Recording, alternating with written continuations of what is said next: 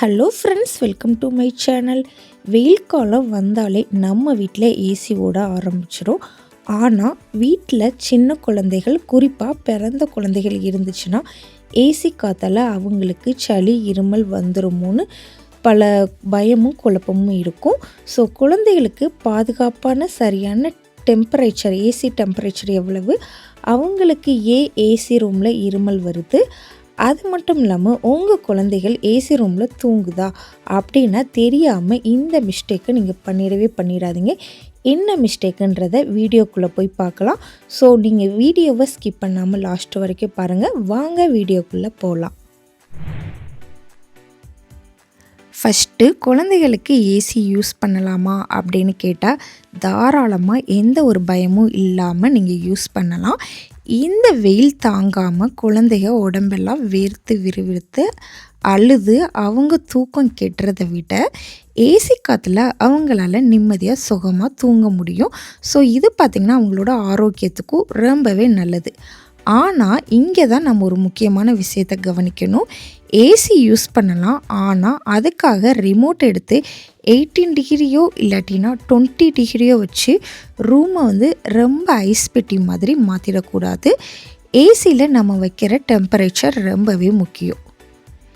இப்போ பீடியாட்ரிஷியன் என்ன சொல்கிறாங்க அப்படின்னா, குழந்தைங்க தூங்குகிற ரூமோட ஏசியோட டெம்பரேச்சர் எப்பயுமே 25 டிகிரியிலேருந்து 27 டிகிரி வரை மட்டும்தான் இருக்கணும். இதுதான் குழந்தைகளோட உடம்புக்கு ரொம்ப கம்ஃபர்டபுளாக இருக்கும். அது மட்டும் இல்லாமல் ஒரு மிதமான சுகமான குளிர்ச்சியாக இருக்குன்னு சொல்கிறாங்க. ஏன் 24க்கு கீழே ரொம்ப குளிராக வைக்கக்கூடாதுன்னா, இப்போ பெரியவங்களாகிய நம்ம உடம்பு சூட்டை சீக்கிரமாக அட்ஜஸ்ட் பண்ணிக்கிற சக்தி இருக்கும். ஆனால் சின்ன குழந்தைகளுக்கு அவங்க உடம்பு சூட்டை டக்குன்னு மாற்றிக்கிற திறன் கிடையாது.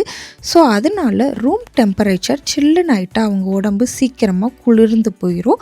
ஸோ இதனால தான் அவங்களுக்கு சளி பிடிக்கவோ இல்லை மூக்கடைப்பு வரவோ வாய்ப்பு அதிகமாகுது. ஸோ ஞாபகம் வச்சுக்கோங்க, மேஜிக் நம்பர் 25 to 27 டிகிரி மட்டும்தான். நிறையா பேர் நினைப்பாங்க ஏசி ஆன் பண்ணாலே அந்த ஏசியிலேருந்து வர குளிர்ச்சியான காற்று தான் டக்குன்னு குழந்தைகளுக்கு சளி இருமலை உண்டாக்கும் அப்படின்னு. ஆனால் நிஜமான காரணம் அது மட்டும் இல்லை. இதுக்கு பின்னாடி ஒரு சின்ன சயின்ஸும் இருக்குது. அதை நாம் கண்டிப்பாக தெரிஞ்சுக்கணும். ஏசி ரொம்ப நேரம் ஓடும்போது என்ன நடக்கும்னா, அந்த ரூமில், அதாவது அந்த ரூமில் இருக்கக்கூடிய காற்றுல இருக்கிற ஹியூமிடிட்டி, அந்த ஈரப்பதம் அந்த ஏசி மொத்தமாக உறிஞ்சி வெளியில் தள்ளிடும். ஸோ நீங்கள் கூட பார்த்துருப்பீங்க, ஏசியோட அவுட்டோர் யூனிட்லேருந்து தண்ணி சொட்டிக்கிட்டே இருக்கும் இல்லையா? அது வேறு ஒன்றும் இல்லை, நம்ம ரூமில் இருந்த அந்த காற்றோட ஈரப்பதம் தான். இப்படி காற்றுல இருக்கிற ஈரப்பதம் மொத்தமாக போனதுக்கு அப்புறம் அந்த ரூமில் இருக்கிற காற்று ரொம்ப வறண்டு போயிருக்கும். ஸோ இதுதான் நம்ம ட்ரை ஏர் அப்படின்னு சொல்கிறோம். ஸோ இந்த வறண்ட காற்றை நம்ம குழந்தைங்க தொடர்ந்து சுவாசிக்கிறப்ப அவங்களோட தொண்டை பகுதி, அப்புறம் மூக்கோட உள்பகுதி எல்லாமே டக்குன்னு காஞ்சி வறண்டு போயிடும். ஸோ இதனால தான் அவங்களுக்கு தொண்டையில் ஒரு விதமான எரிச்சல் வரும். ஸோ இதனால தான் நைட்டு அவங்களுக்கு இருமலும் வர ஆரம்பிக்குது. இது மட்டும் இல்லாமல் ஏசியை நம்ம சரியாக க்ளீன் பண்ணாமல் வச்சுருந்தா அதுக்குள்ளே இருக்கிற கண்ணுக்கு தெரியாத தூசிகளும் இந்த வறண்ட காற்றோடு சேர்ந்து வெளியே வரும். ஸோ இது அலர்ஜியும் தூண்டிவிடும். குழந்தைகளுக்கு இருமலையும் தும்மலையும் இன்னும் அதிகமாக்கிரும். ஸோ குளிர்ச்சி மட்டும்தான் சளிக்கு காரணம் இல்லை, இந்த வறண்ட காற்றும் தூசியும் தான் உண்மையான காரணம். அப்போது குழந்தைகளுக்கு இருமலோ இல்லை தொண்டை வறட்சியோ வராமல் இருக்க இந்த வெயில் காலத்தில் எப்படி ஏசியை ரொம்ப சேஃபாக யூஸ் பண்ணுறது அப்படின்னா, இதுக்குன்னு சில சூப்பரான டிப்ஸ் எல்லாம் இருக்குது. ஸோ என்னென்னு ஒவ்வொன்றா சொல்கிறேன், நோட் பண்ணிக்கோங்க. ஃபஸ்ட்டு விஷயம், நம்ம ரூம் காற்று வறண்டு போகாமல் பார்த்துக்கணும் இல்லையா? ஸோ அதுக்கு ரொம்ப சிம்பிளான ஒரு வழி இருக்குது. ஏசி ஓடிக்கிட்டு இருக்கிற அந்த ரூமோட ஏதாவது ஒரு மூலையில் ஒரு அகலமான பாத்திரத்தில் கொஞ்சம் தண்ணி ஊற்றி வச்சுக்கோங்க. இப்படி வைக்கிறப்ப ஏசி காற்றை உறிஞ்சினாலும் அந்த பாத்திரத்தில் இருக்கிற தண்ணி காற்றுல இருக்கிற ஈரப்பதத்தை சம நிலையில் வச்சுக்க உதவும். ஒருவேளை உங்ககிட்ட ஹியூமிடிஃபையர் இருந்துச்சு அப்படின்னா நீங்கள் அதை யூஸ் பண்ணிக்கலாம். ஸோ ஹியூமிடிஃபையர் அப்படின்னா அந்த ஈரப்பதத்தை உருவாக்குற ஒரு மிஷின் தான். ஸோ 2வது விஷயம் என்னென்னா, ஏசியில் இருந்து வர அந்த குளிர்ந்த காற்று நம்ம குழந்தைகள் மேலே நேரடியாக டைரெக்டாக படவே கூடாது. ஏன்னா நேரடியாக அந்த காற்று படுறப்ப அவங்க உடம்பு சீக்கிரமாகவே ஜில்லுன்னு ஆயிரும். ஸோ இதை தவிர்க்கிறதுக்கு ஏசியோட அந்த விங்ஸ் எப்பயுமே மேல் நோக்கி பார்த்த மாதிரி தான் திருப்பி வச்சுக்கோங்க. காற்று சீலிங்கில் பட்டு ரூம் முழுக்க பரவட்டும். ஸோ அப்படி இல்லைன்னா ரிமோட்டில் ஸ்விங் மோடு இருக்கும். ஸோ அதை ஆன் பண்ணி விட்டுட்டிங்கன்னா காற்று ஒரே இடத்துல அடிக்காமல் ரூம் முழுக்க ஃபுல்லாக பரப்பி விட்டுரும். ஸோ 3வது விஷயம் நீங்கள் ஏசி ரூமில் தானே இருக்கோன்னு சொல்லிட்டு குழந்தைகளுக்கு ரொம்ப தடிமனான கனமான ட்ரெஸ்ஸை போட்டு விடாதீங்க. அதுக்கு பதிலாக நல்லா ரொம்ப மெல்லிசான காற்றோட்டமான அதை காட்டன் ட்ரெஸ்ஸை மட்டும் போட்டு விடுங்க. அதோட அவங்க தூங்கும்போது உடம்பை பொறுத்துக்கிறதுக்கு ரொம்ப கனமான போர்வையை பயன்படுத்தாமல் லேசான பருத்தி துணியோ இல்லாட்டினா சாஃப்டான காட்டன் போர்வையை அவங்களுக்கு யூஸ் பண்ணுங்கள். ஸோ இது அவங்க உடம்பை சரியான சூட்டில் வச்சுக்கிட ரொம்பவே ஹெல்ப்பாக இருக்கும். அடுத்ததாக வெயில் தாங்க முடியலைன்னு சொல்லி பேரண்ட்ஸ் கண்டிப்பாக செய்யக்கூடாத சில மிஸ்டேக்ஸ் எல்லாம் என்னன்னு பார்க்கலாம்.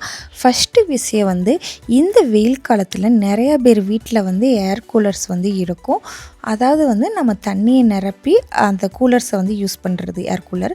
ஸோ தயவு செஞ்சு நீங்கள் குழந்தைங்க தூங்குகிற ரூமில் கண்டிப்பாக இது யூஸ் பண்ணக்கூடாது.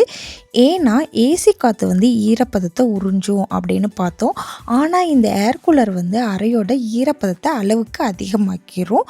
ஸோ நீங்கள் அந்த ஏர் கூலரை நார்மலாக நீங்கள் க்ளீன் பண்ணாமல் வச்சுருந்தீங்கன்னா அதுக்குள்ளே இருக்கிற ஃபங்கஸ் வேகமாக வளர ஆரம்பிச்சிடும். அது காற்றுல கலந்து குழந்தைகளோட உடம்புக்குள்ளே போனால் அவங்களுக்கு கடுமையான அலர்ஜி, ஆஸ்துமா, மூச்சு திணறல் இந்த மாதிரி பிரச்சனைகள் எல்லாமே வந்துடும். ஸோ வாட்டர் கூலர் குழந்தைங்க இருக்கிற ரூமில் அவாய்ட் பண்ணுறது ரொம்பவே நல்லது.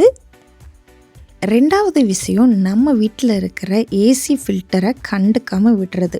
குறைஞ்சது 2 வாரத்துக்கு ஒரு தடவையாச்சும் அந்த ஏசி ஃபில்டரை கலட்டி நல்லா க்ளீன் பண்ணணும். ஏன்னா அதில் இருக்கிற அந்த தூசியை அப்படியே அந்த ஃபில்டர்லேயே தங்கியிருக்கும். ஸோ நாம் ஃபில்டரை க்ளீன் பண்ணாமல் ஏசியை ஓட விடுறப்ப அந்த தூசி தான் காற்றோடு சேர்ந்து ரூம்குள்ளே முழுசாக சுற்றும். ஸோ இதுவும் குழந்தைகளுக்கு அலர்ஜியையும் இருமலையும் ஏற்படுத்தும். ஸோ அதனால் நீங்கள் நல்லா க்ளீன் பண்ணிவிட்டு யூஸ் பண்ணுங்கள் ஃபில்டரை. 3வது மிஸ்டேக் என்னென்னு பார்த்தீங்கன்னா, வெயில் வெளியே அதிகமாக இருக்குது அப்படின்னு சொல்லி 24 மணி நேரமும் ரூம் கதவையும் ஜன்னலையும் மூடி வச்சுக்கிறது. இப்படி செஞ்சால் ரூம்குள்ளே இருக்கிற பழைய காற்று தான் சுற்றி வரும். ஸோ புது காற்று உள்ளே வரவே வராது. அதனால் காலையில் எந்திரிச்ச உடனே ஏசியை ஆஃப் பண்ணிவிட்டு ஒரு அரை மணி நேரமாச்சும் நீங்கள் உங்கள் ரூமோட ஜன்னல் கதவு எல்லாமே நல்லா திறந்து வைங்க. அப்போ தான் வெளியில் இருக்கிற ஃப்ரெஷ்ஷான வெளிக்காற்றும் சூரிய வெளிச்சமும் உள்ளே வரும். ஸோ ரூம்குள்ளே இருக்கிற கிருமிகளும் அழியும். ஸோ இது உங்கள் ஹெல்த்துக்கு ரொம்பவே நல்லது.